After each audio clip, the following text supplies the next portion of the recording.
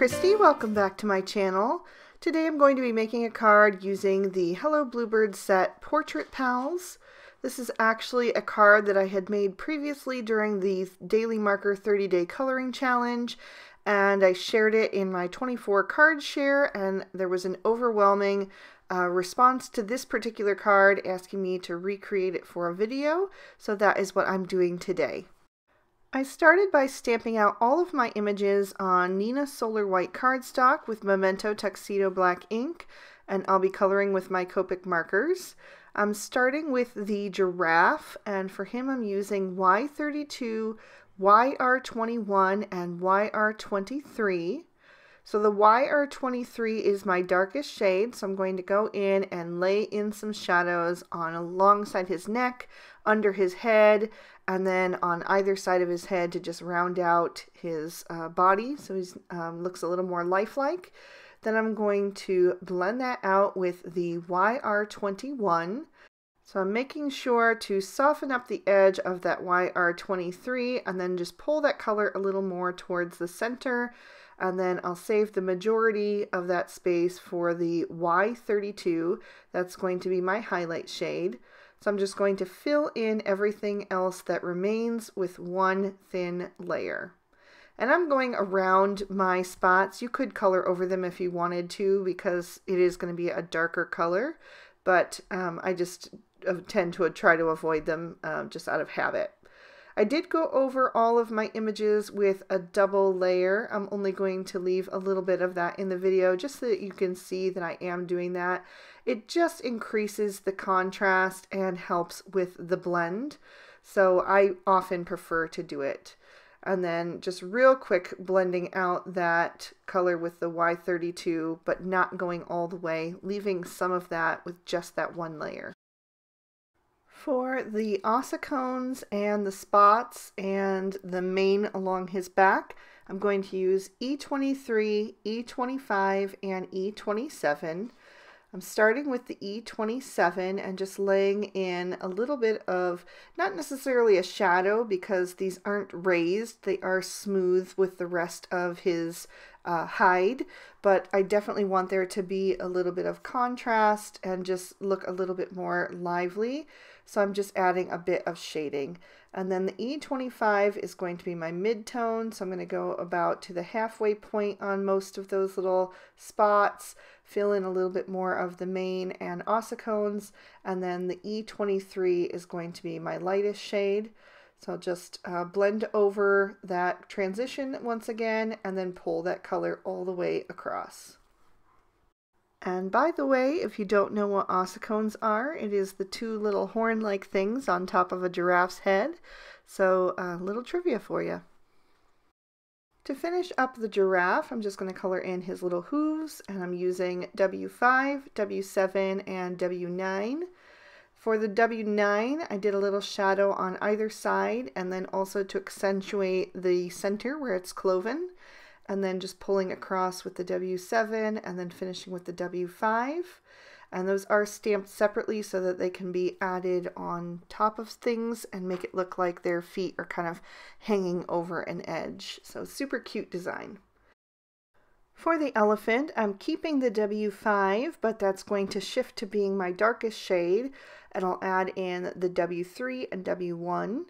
So I'm using that W5 to add some shadow alongside the elephant's head and also a little bit on his ears so that they look set back away from his the front of his face. I'll also do the same thing around his trunk, just add a little shadow to push that out a little bit further.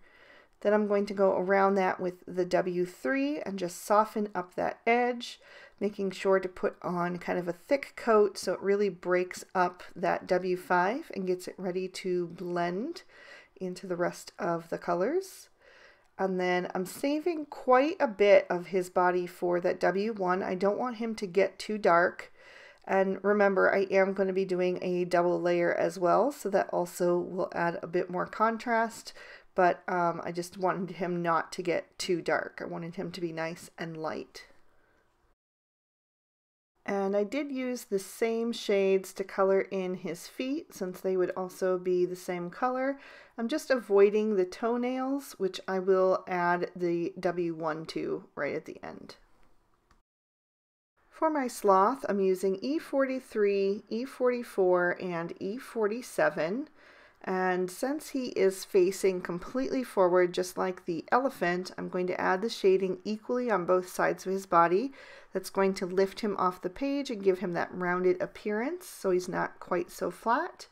So I started with the E47, and I'm being really careful to just use the very tip of my marker, especially in those areas around the edge of his face where there's not much room for his fur. So I'm just going to continue blending darkest to lightest, filling in with my lightest shade, that E43. Once I get to the neck area, there is quite a bit more space, so I'm going to end up adding in another marker shade, the E41. And I will fill in the rest of his face with that, and then also add some to his neck. I did go around the inside of his face with that E43 to help that transition and just have a little bit of contrast there. I decided he needed a little darkness on the underside of his face just to help outline that.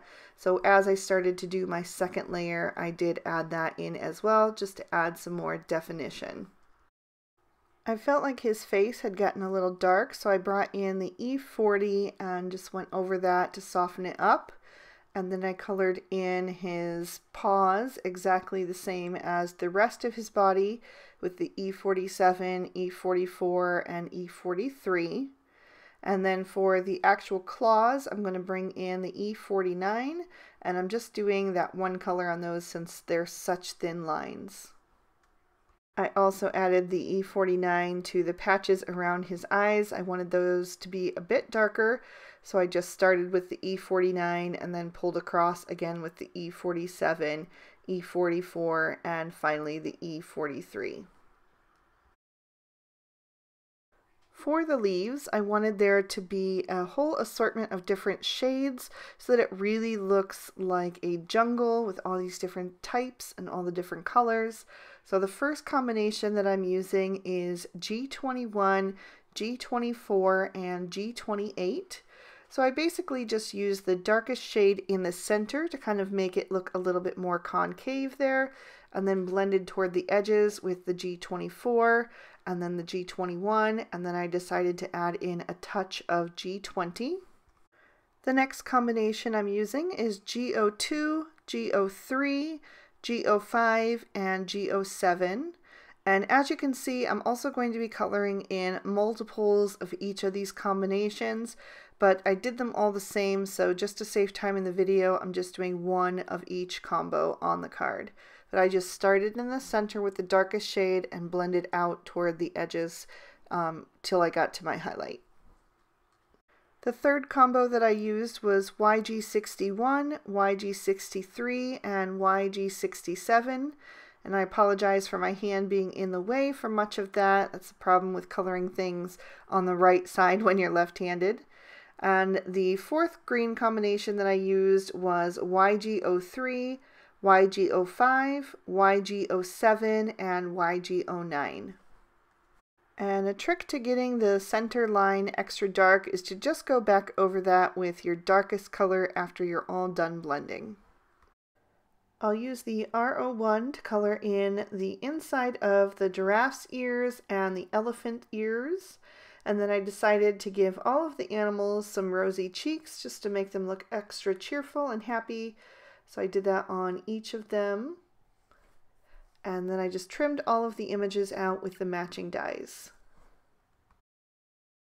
For my background, I've taken a piece of Bristol Smooth Surface cardstock, and I've got some of my green shades of Zig Clean Color Real Brush pens. The first color that I'm using is 041 Light Green, and I just put that onto an acrylic block, and then I'm picking that up with my paintbrush and a little water and blending that onto the cardstock. So I'm working my way down from lightest to darkest. So the second shade that I'm using is 047 May Green, And you can see that I'm being very splotchy with it. I want there to be a lot of little dots and details in there that are kind of organic in the background. I don't want a super smooth background. Next I used 040 green, and I also did add some spatter. And then last I'm using 044 deep green to just darken that up a bit. Then I'm going to grab my heat tool and dry this back a little bit, and then I'm going to go over everything with another layer. This time I'm starting at the bottom with my darkest shade and working my way up, just because I had leftover paint already on my block. But I just want to really increase that depth and contrast and really have a lot of dots and details and just make it look really kind of messy. The messier the better in this case, because I want it to look like a jungle scene in the background with lots of different foliage. Then I'm adding some more splatter detail in the background with each of those 4 shades, just watering down that ink and then tapping the paintbrush against my finger, and then I'll set this panel aside to dry. In the meantime, I'm going to take the Hello Bluebird Gallery Frame 2 die, and I'm going to die cut that out of another piece of white cardstock. Then I'm going to take the word hello that came with the Gallery Frame 1 die set, and I'm trimming that out of the large square that came out of the center. And then just grabbing my little tonic pokey tool to just help me release that from that die, since it is such an intricate die cut. And there you go, I'll set that aside as well. So you can see that that die actually cuts out 2 pieces, so the inside frame is separate from the outside frame. I want to keep them together on this card, so I just turned it over and I'm adding some thin strips of washi tape along the back side just to hold those together in place so that they don't come apart on the card. Then I'm going to take some Scotch 3M foam tape that I also cut down in half so that I can have some nice thin strips to go around those borders, and I'm going to add that to the back of the 4 sides of the frame. I'm not going to add it to the center line that goes across, just because I want to be able to tuck some of the things into that later. But if you wanted that to be more supported, you could definitely add some foam tape to that section as well. I'm going to peel off the release papers and grab my background, which I just trimmed down slightly to just fit inside that scalloped edge of the Gallery Frame 2.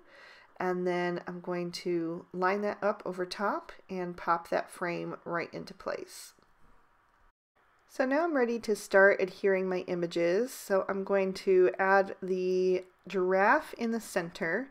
Since he's the tallest, I wanted him to be right in the middle there. And I did tuck the edge of his neck under that bar, so it will be supported because all of these critters are up on foam tape. The sloth is going on the right-hand side and the elephant on the left.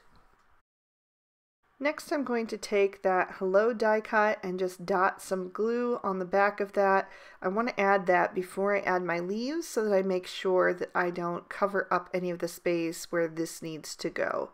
So I just dotted a tiny bit of glue on the back of that and even tapped a little bit off with my fingers if I thought it was too thick, because I didn't want to have too much glue kind of like splooging out of the sides. Then I used my reverse tweezers to help me just line that up into place and tuck the edge of the H and the O underneath that frame. So now I can begin to add in my leaves, and I'm going to start with the kind of palm frond looking ones or ferns.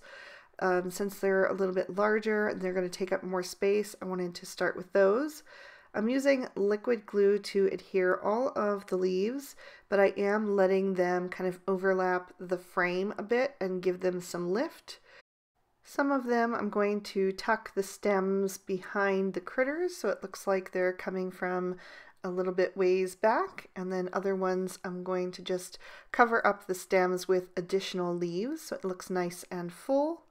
So I'm just going to continue adding them here and there until I have a look that I like, and I'm going to be careful not to let them come too far over the edge of that frame because I still want my card to fit inside a standard size envelope.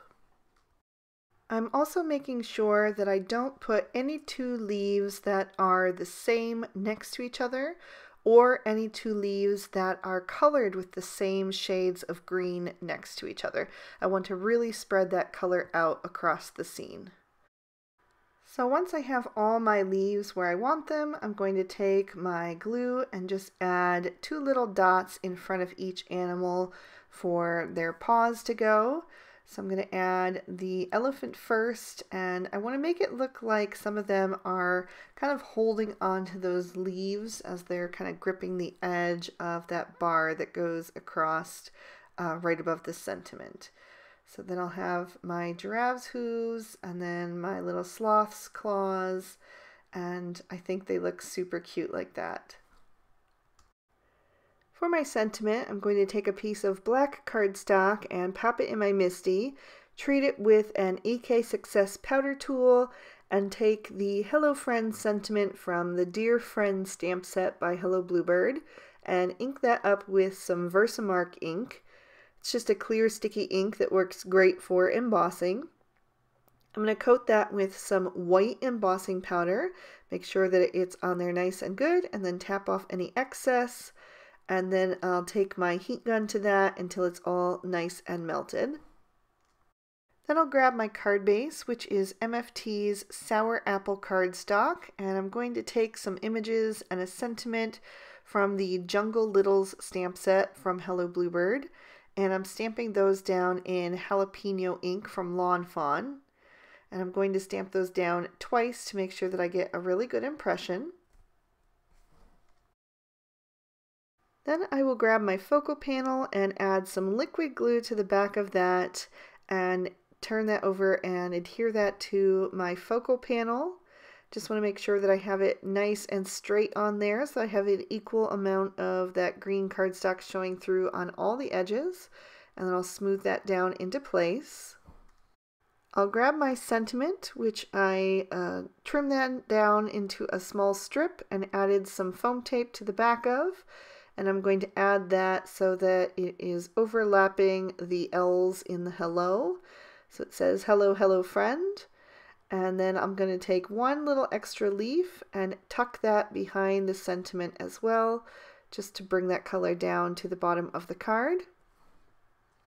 As a finishing touch, I'm going to grab my G28 marker and just add a few little dots to the bottom part.